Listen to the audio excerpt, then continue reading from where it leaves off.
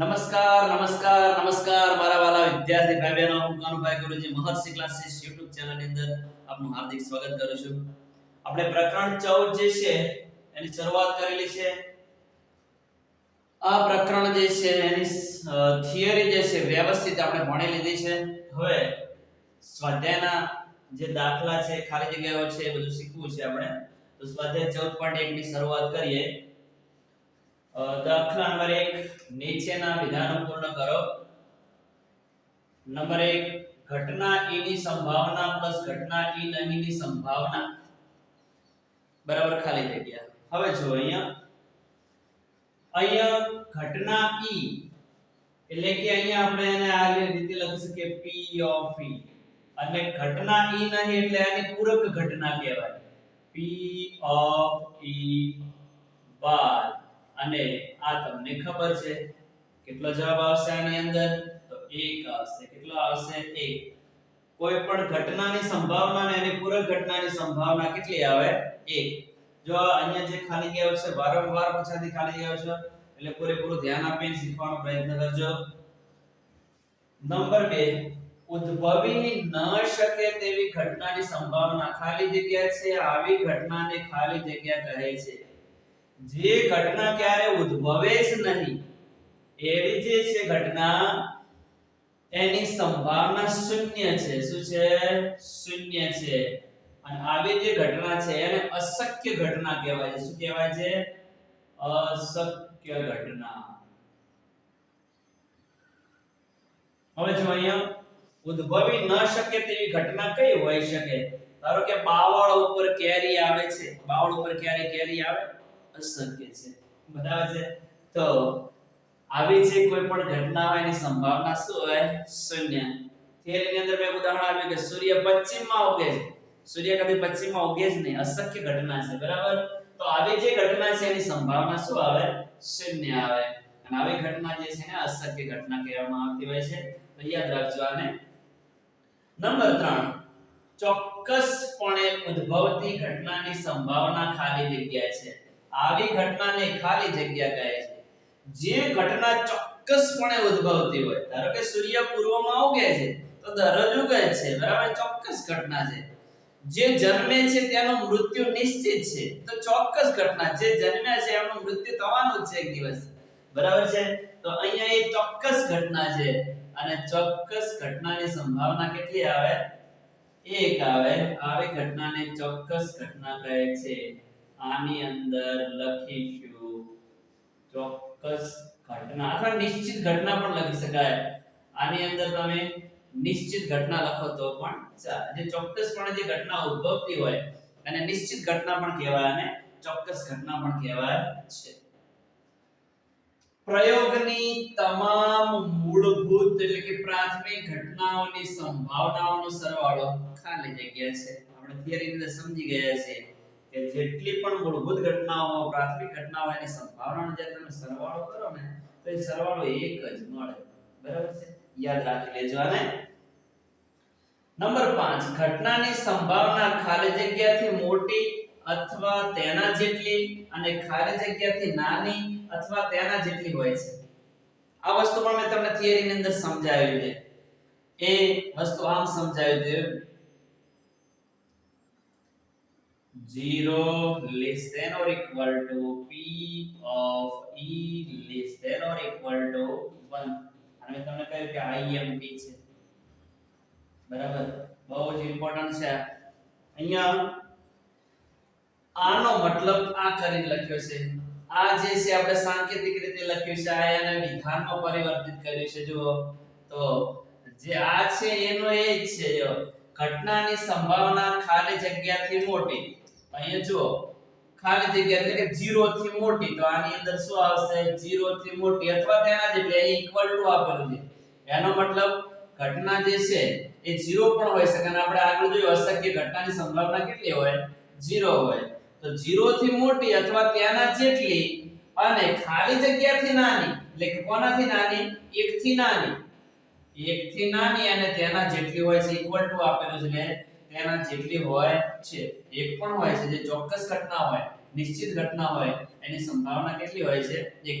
તો યાદ રાખજો હંમેશા કોઈ પણ ઘટના હોય એ કાં તો 0 હોય, અશક્ય ઘટના હોય તો 0 હોય, ચોક્કસ ઘટના હોય તો 1 હોય, અથવા ઘટના જે છે 0 અને 1 ની વચ્ચે હોય, ત્યારે સંભાવના છે 0 થી નાની ના હોય કે ઋણ ક્યારેય ના હોય અને ક્યારેય 1 થી મોટી ના હોય.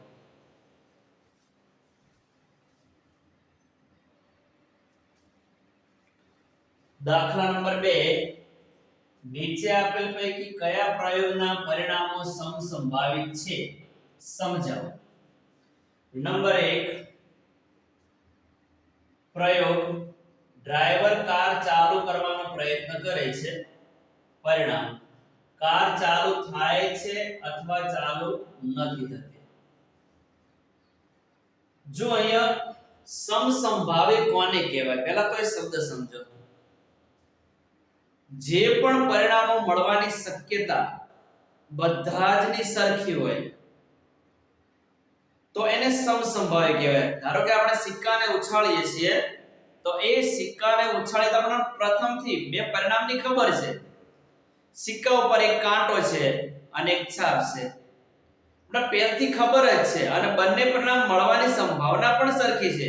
તમે સિક્કાને ઉછાળશો તો કાં તો કાંટો પણ મળશે કાં તો છાપ પણ મળશે. બંને એક એક જ છે એટલે એને મળવાની સંભાવના કેવી છે? સરખી. એટલે સિક્કો ઉછાળવાના જે પરિણામો છે એ સમસંભાવી છે. પાસાની વાત કરીએ તો પાસા ઉપર 1 થી 6 અંકો લખેલા છે તો એ 6 એ 6 અંકો એક વાર જ આવેલા છે. એકડો એક વાર, બગડો બે વાર, એક વાર, 3 એક વાર, 4 એક વાર, 5 એક વાર, 6 એક વાર. તો 6 એ 6 પરિણામ મળવાની સંભાવના સરખી છે. એટલે પાસો ઉછાળવાની અંદર જે અંક મળવાની સંભાવના છે એ સમસંભાવી છે. બાજી પત્તાની આપણે વાત કરીએ, પ્લેઇંગ કાર્ડ્સ નહીં, તો એની અંદર 52 પત્તા છે. 4 એકા, 4 દોરી, 4 તેરી એમ શેખ, 4 બાદશાહ, 4 રાણી, 4 ગુલામ, આ રીતના 4 4 ના 13 સેટ છે. તો એ પણ બધા જ પરિણામ મળવાની સંભાવના સરખી છે તો એને શું કહેવામાં આવે છે? સમસંભાવી. તો જે પ્રયોગની અંદર પરિણામ મળવાની સંભાવના સરખી હોય એને સમસંભાવી કહેવાય. પરંતુ આપણે સાદું ઉદાહરણ લઈએ, એક થેલી લીધી હોય અને થેલીની અંદર 5 સફેદ દડા નાખ્યા હોય અને 7 લાલ દડા નાખ્યા હોય તો આને સમસંભાવી ના કહેવાય. કારણ કે લાલ દડાની સંખ્યા વધારે છે. જ્યારે તમે અંદર હાથ નાખીને દડો કાઢવાની કોશિશ કરશો તો જે વધારે દડા આપેલા છે, લાલ દડા, એ નીકળવાની સંભાવના વધી જાય છે. તો આને સમસંભાવી ન કહેવાય. બરાબર છે? તો જે પરિણામ મળવાની સંભાવના સરખી હોય એને સમસંભાવી કહેવામાં આવે છે. જો હજુ અહીંયા ચાર આપણને પ્રયોગના આપેલા છે, હજુ તમને સમસંભાવી કોને કહેવાય ને એ વધુ હજુ ખબર પડશે. પૂરેપૂરું ધ્યાન આપજો. અહીંયા ડ્રાઈવર કાર ચાલુ કરવાનો પ્રયત્ન કરે છે, પરિણામ કાર ચાલુ થાય છે અથવા ચાલુ નથી થતી. હવે આ પરિણામ સમસંભાવી છે કે નથી? આમ લાગે સમસંભાવી પણ નથી. કારણ કે એક આની અંદર વસ્તુ ખૂટે છે. શું ખૂટે છે? કારની હાલત દર્શાવી નથી, કારની પરિસ્થિતિ દર્શાવી નથી. એટલે કે અહીંયા કાર ચાલુ હાલતમાં છે, ખરાબ હાલતમાં છે. જો કાર ચાલુ હાલતમાં હોય, સારી સ્થિતિમાં, સેલ મારતા હોય તરત જ ગાડી ચાલુ થઈ જશે, કાર ચાલુ થઈ જશે. પણ કાર જો ખરાબ હશે તો સેલ મારવાથી ગાડી ચાલુ થશે નહીં. તો આ પરિણામ છે સમસંભાવી નથી. કારણ કે એની અંદર એક વસ્તુ ખૂટે છે કે કારની અહીંયા હાલત દર્શાવી નથી. જો તો અહીંયા લખીએ આ પ્રયોગના પરિણામો સમસંભાવી નથી.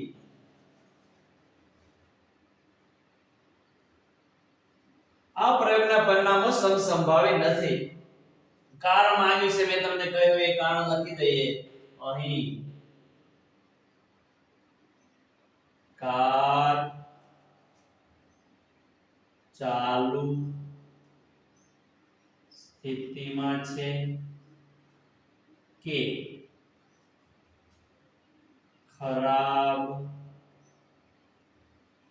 ખરાબ સ્થિતિમાં છે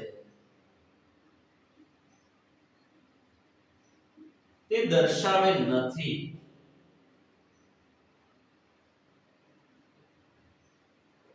તે દર્શાવે નથી. ઓકે, ચલો નંબર 2, ખેલાડી બાસ્કેટબોલને તાકીને મારવાનો પ્રયત્ન કરે છે.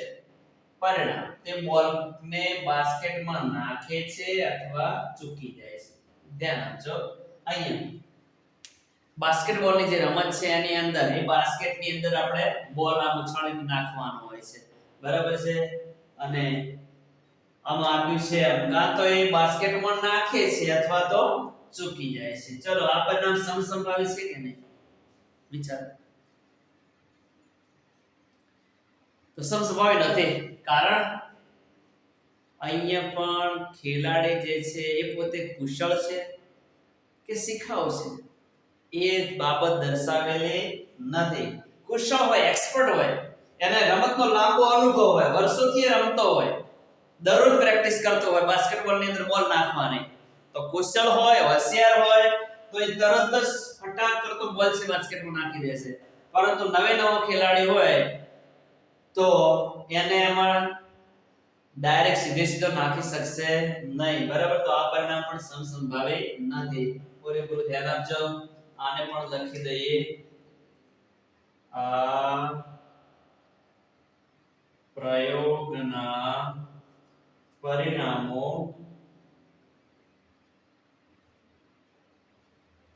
સમસંભાવી નથી.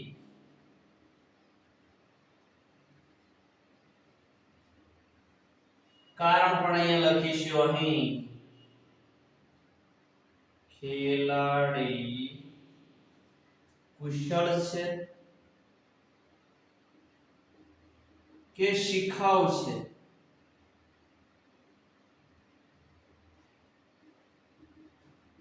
તે દર્શાવેલ નથી.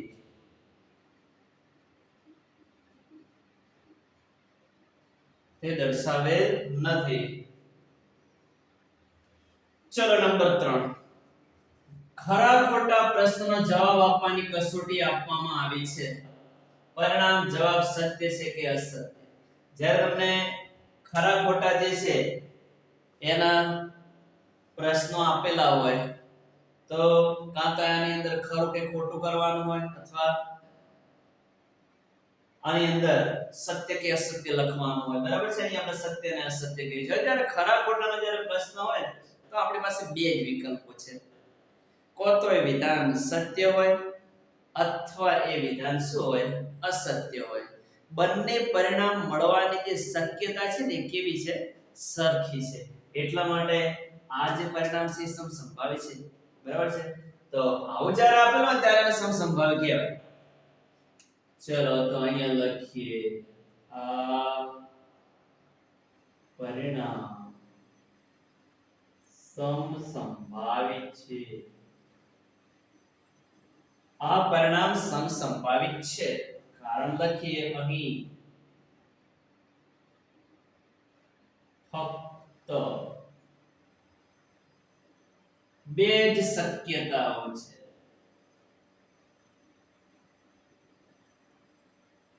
કાં તો જવાબ સત્ય હોય અથવા અસત્ય હોય, બરાબર. કાં તો જવાબ સત્ય હોય અથવા અસત્ય હોય, બે જ શક્યતાઓ છે અહીંયા, બરાબર છે. નંબર 4, બાળક જન્મ્યું છે, પરિણામ છે તે બાબો છે કે બેબી. હવે જ્યારે બાળક જન્મે છે ત્યારે ફક્ત બે શક્યતાઓ છે. કાં તો જન્મેલું બાળક જે છે બાબો હોય, છોકરો હોય, અથવા તો જન્મેલું જે બાળક છે બેબી હોય, એટલે કે છોકરી હોય, બરાબર છે. તો અહીંયા પણ બંને પરિણામ મળવાની જે શક્યતા છે કેવી છે, સરખી છે, બરાબર. બંને પરિણામ મળવાની શક્યતા જ્યારે સરખી હોય ત્યારે સમસંભાવી કહેવાય. તો આ પરિણામ પણ કેવું છે, સમસંભાવિત છે. તો અહીંયા લખીશું, આ પરિણામો સમસંભાવિત છે. આ પરિણામો સમસંભાવી છે. કારની અંદર લખીએ અહીં ફક્ત બે જ શક્યતાઓ છે.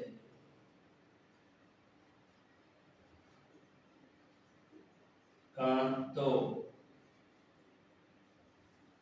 બાળક, કાં તો જન્મેલું બાળક બાબો હોય અથવા બેબી હોય. બરાબર છે. તો આ થયા સમસંભાવી પરિણામોની વાત.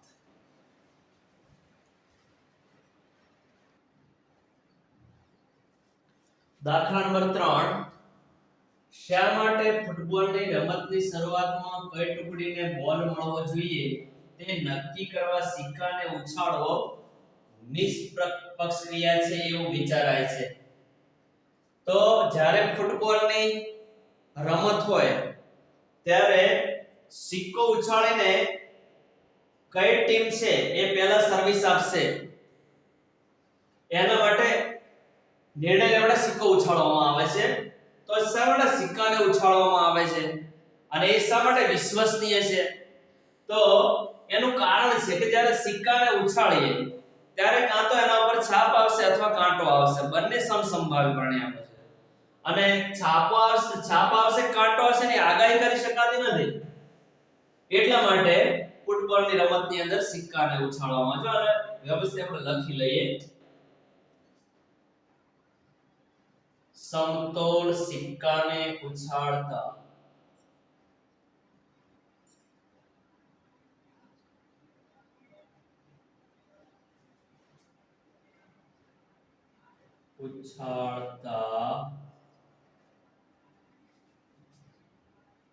છાપ આવશે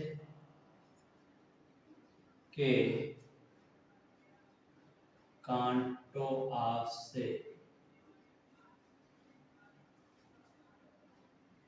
એ પરિણામો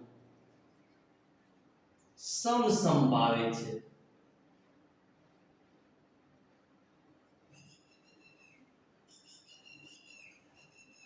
તેથી સિક્કો ઉછાળતા છાપ આવશે કે કાંટો આવશે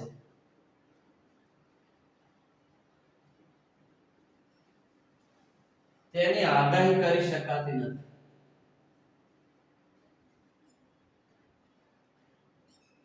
આગાહી કરી શકાતી નથી.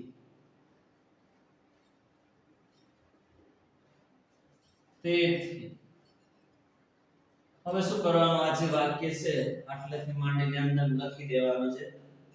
ફૂટબોલની રમતની શરૂઆતમાં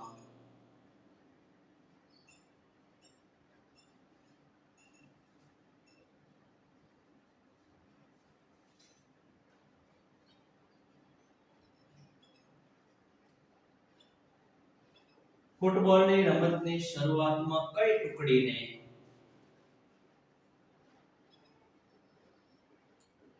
ટુકડીને બોલ મળવો જોઈએ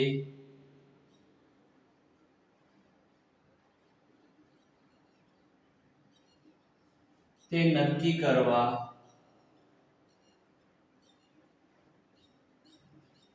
સિક્કાને ઉછાળવો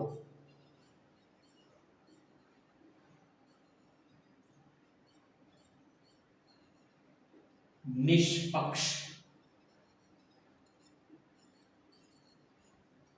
ક્રિયા છે એવું વિચારાય છે.